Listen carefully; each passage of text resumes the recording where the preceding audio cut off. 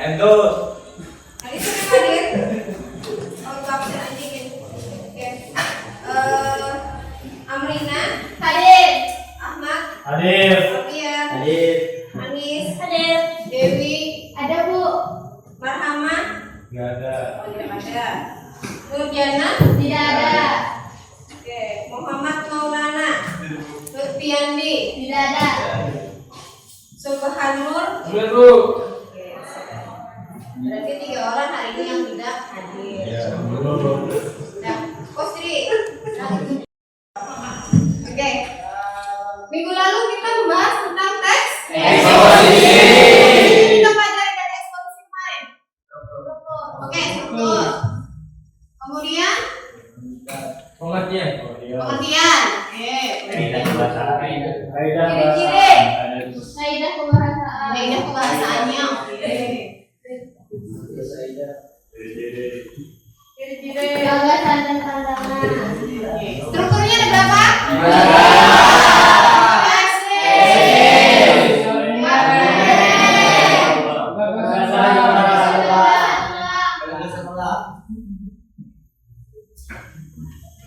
Ya, 3 struktur yang kita bahas dalam minggu kemarin. Oke. Kita sudah membahas tentang pembelajaran kita minggu lalu. Hari ini kita akan masuk ke materi baru di pembelajaran bahasa Indonesia tingkat lanjut untuk kelas 12. Materi kita hari ini adalah berkaitan dengan membaca hikayat bertema ragam kekayaan budaya.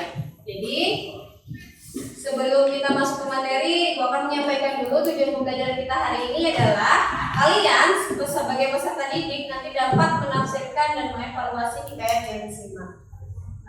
Jadi sebelumnya ada yang tahu hikayat atau ada yang pernah mendengar cerita hikayat yang paling sering didengar?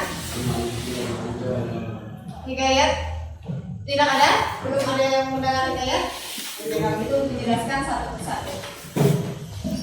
Oke, dari pengertiannya dulu, hikayat ini adalah bentuk karya sastra digunakan dalam bahasa Melayu. Dia pakai bahasa Melayu, isinya tentang cerita, kisah, dan dongeng. Jadi nanti yang membedakan dongeng kita dengan cerita kita itu adalah di bahasa yang digunakan.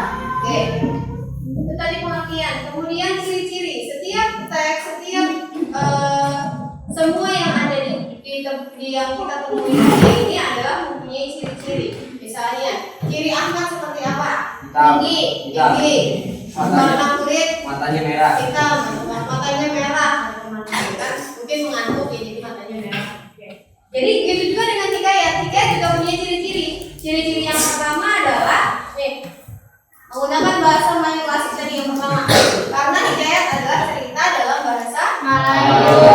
Oke. Kemudian bercerita tentang kehidupan istana atau kerajaan. Makanya nanti ada istilah istana sentris, jangan bingung. Dan juga dia mempunyai orang-orang yang memiliki kesaktian. Kemudian ada kata-kata arkais karena dia menggunakan bahasa Melayu. Kata arkais ini adalah kata-kata yang sudah jarang digunakan. Contohnya ada sabdan, bermula, titah, dan lain sebagainya. Ini sebagai contoh.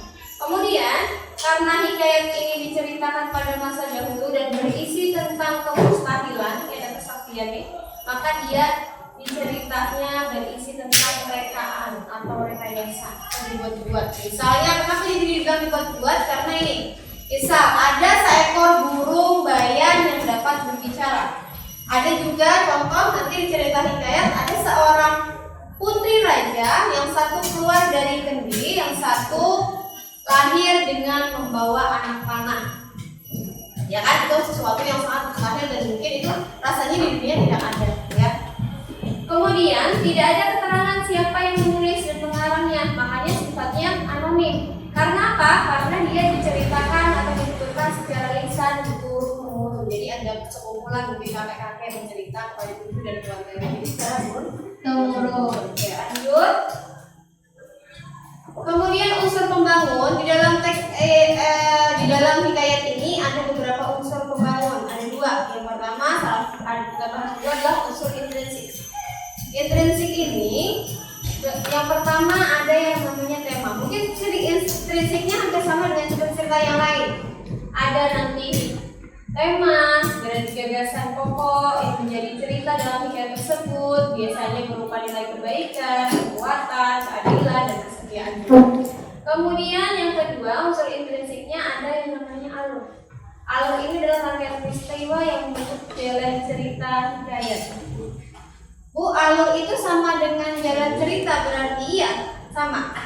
Jadi cerita yang membentuk hikayat itu seperti apa? Biasanya dalam hikayat itu menggunakan alur maju, iya. Jadi diceritakan misal ada seorang putri dari kecil, remaja, dewasa, hingga nanti dia dewasa bahkan meninggal. Oke, kita lanjut ke unsur berikutnya.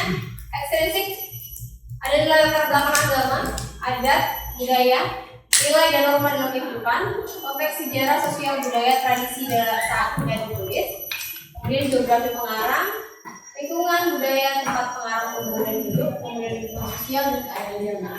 Biasanya kalau di soal itu ada unsur ekstrinsik yang ditanyakan adalah pasti ini nilai dan norma kehidupan. Jadi nanti ada nilai agama, nilai sosial, nilai budaya dan lain sebagainya. Sampai sini ada pertanyaan? Cukup jelas? Oke, kalau kalian sudah bisa memahami, hari ini kita bentuk kelompok ya. Kita bentuk kelompok, kemudian saya minta buat menjadi 4 kelompok. Nanti buat menjadi 4 kelompok, masing-masing kelompok akan mendapat gambar kerja dari ibu. Silakan nanti didiskusikan bersama mengenai hikayat pengupasan bajak laut. Jadi nanti diberi waktu 30 menit kalian untuk mengerjakan. Setelah itu nanti kita akan mempresentasikan ke depan kelas. Oke, ada pertanyaan untuk tugas? Ya. Oke, silakan sekarang bentuk kelompok sesuai dengan yang sudah ditentukan.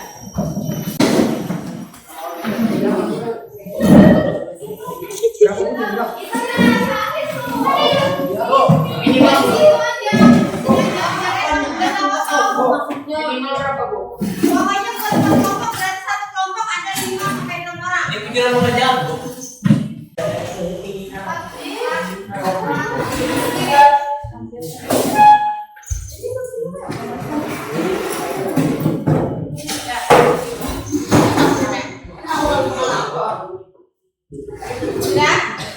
Sudah selesai.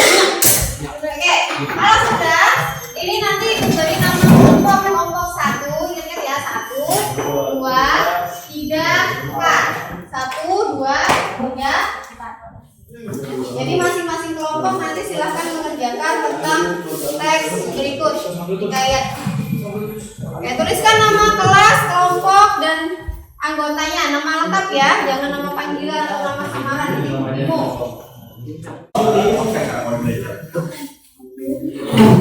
Langsung satu loh, Bu. Tulis satu. Soalnya ditulis. Soalnya nggak usah langsung jawaban saja. Sini nggak? Ya. Nama kelompoknya sudah ditulis tadi. Sudah, Bu.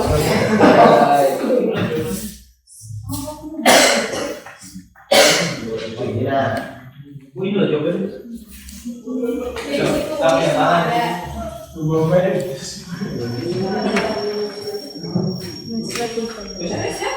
Namanya tinggal pasti.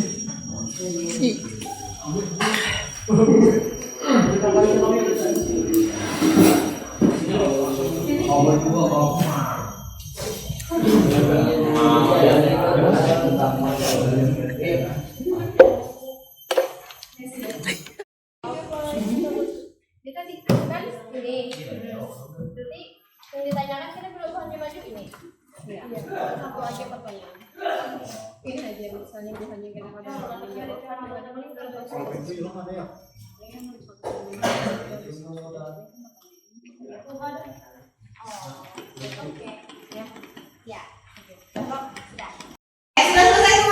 Sudah. Seperti yang sudah disampaikan tadi, silakan nanti kelompok kalian untuk maju presentasi ke depan. Silakan kelompok siapa yang mau maju duluan? Kelompok 4, Bu. Oke, kelompok 4 silakan maju ke depan. Untuk menyampaikan hasil presentasi.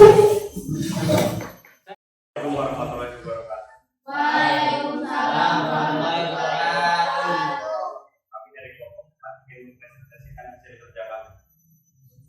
Oke. Penumpasan bajak laut. Pada suatu ketika utusan raja datang ke kampung seberang.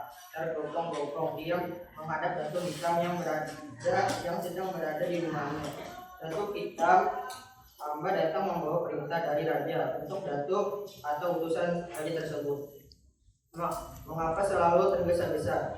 Tuan pengawal mengambil nafaslah terlebih dahulu supaya Tuan merasa tenang. Sebentar lagi minum dan makan akan tersedia untuk Tuan. Perjalanan Tuan sangatlah jauh. Tentulah Tuan sangat lelah. Sebaiknya Tuan beristirahat sejenak. Kata Datuk Hitam melihat utusan raja yang sangat tergesa-gesa itu.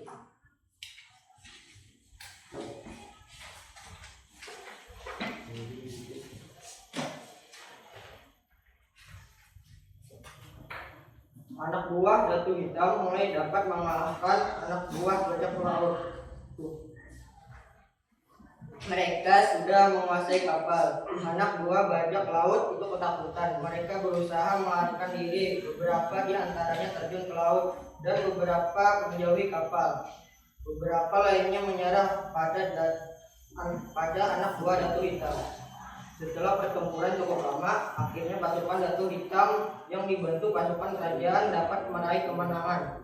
Kapal bajak laut itu mereka ambil alih untuk diserahkan kepada raja. Para bajak laut yang sudah menyerah mereka tangkap. Mereka ini akan diadili di kota raja untuk mempertanggungjawabkan kesalahannya.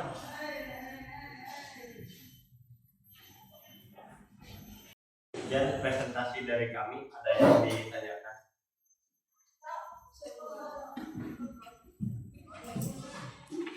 Jadi, perkenalkan nama saya Amrina dari kelompok 1 ingin bertanya tentang mengapa dalam teks tersebut tidak ada unsur kemustahilan. Izin menjawab ya. Jadi unsur kemustahilan dalam hikayat tersebut disamarkan. Datuk Hitam misalnya disebutkan sebagai tokoh yang memiliki kesaktian, namun kesaktian itu hanya sebagai pengantar bagiannya agar dikagumi dan disegani. Dapat dipahami? Bisa. Oke, sudah? Dari kelompok. Oke. Semua sudah presentasi hasil diskusinya, kemudian kelompok lain juga menanggapi. Semuanya saya rasa sudah memahami yang pembelajaran yang kita pelajari hari ini mengenai tentang hikayat. Sebelum untuk pembelajaran hari ini, aku mau mengajak kalian untuk menyimpulkan sedikit mengenai hikayat. Mungkin ada yang bisa menyampaikan? Oke, siapa? Ada yang bisa menyimpulkan dari pembelajaran kita hari ini? Mungkin boleh angkat tangan menyampaikan apa itu tentang hikayat. Oke. Amrina, boleh silakan Am. Hikayat adalah karya sastra lama berbentuk prosa yang berasal dari bahasa Melayu dan termasuk dalam jenis cerita atau dongeng. Nah, berarti bisa disimpulkan ini adalah dongeng. Kemudian bahasanya Melayu. Oke. Kemudian ada lagi menceritakan atau mustahilan.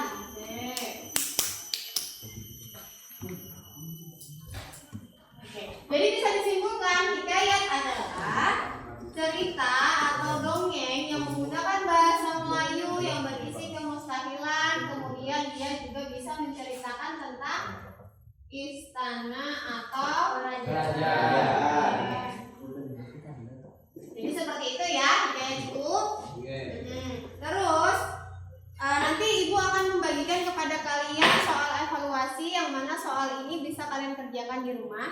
Nanti ibu bagikan melalui grup WhatsApp, jadi lewat Google Formulir. Nanti silahkan dikerjakan. Ibu beri batas waktu pengerjaan malam ini sampai di pukul 21 WITA.